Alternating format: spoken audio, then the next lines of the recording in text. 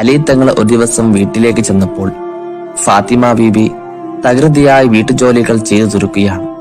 മക്കളായ ഹസൻ ഹുസൈനെ കുളിപ്പിക്കുന്നു, തല തോർത്തി കൊടുക്കുന്നു, വസ്ത്രം ധരിപ്പിക്കുന്നു. ഇതിനിടയിൽ തന്നെ കുബൂസും ഉണ്ടാക്കുന്നുണ്ട്. ചെറിയ മക്കളുള്ള എല്ലാ ഉമ്മമാരുടെയും അവസ്ഥ ഇത് തന്നെയാണല്ലോ. പക്ഷെ അലി തങ്ങളെ കണ്ടുവെങ്കിലും കണ്ട ഭാവം നടിച്ചിട്ടില്ല.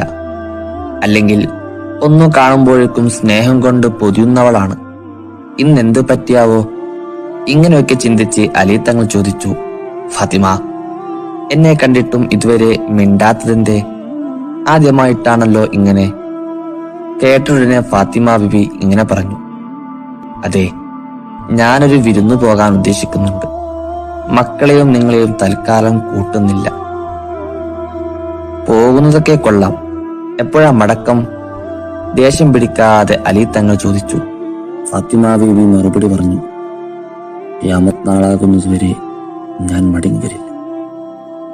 അലി തങ്ങൾ ചോദിച്ചു, ആരാ ഇതൊക്കെ പറഞ്ഞത്? ഫാത്തിമ ബീവി പറഞ്ഞു, ഉപ്പയെ സ്വപ്നത്തിൽ കണ്ടു, കാണണമെന്നും കാത്തിരിക്കുകയാണെന്നും പറഞ്ഞു. രണ്ടുപേരും പൊട്ടിക്കൽ. ചരിത്രം പോലും കരഞ്ഞു കലങ്ങിയ നിമിഷം. അത് റമദാൻ 3-നായിരുന്നു. ഫാത്തിമ ബീവിയുടെ വഫാത്തിന് ശേഷം അലി തങ്ങൾ പറയുമായിരുന്നു, ഓ ഫാത്തിമ, നീ പോയതിനു ശേഷം ഈ ലോകം ഒട്ടും സുന്ദരമല്ല. നീ ഇല്ലാതെ ഈ ദുനിയാവിൽ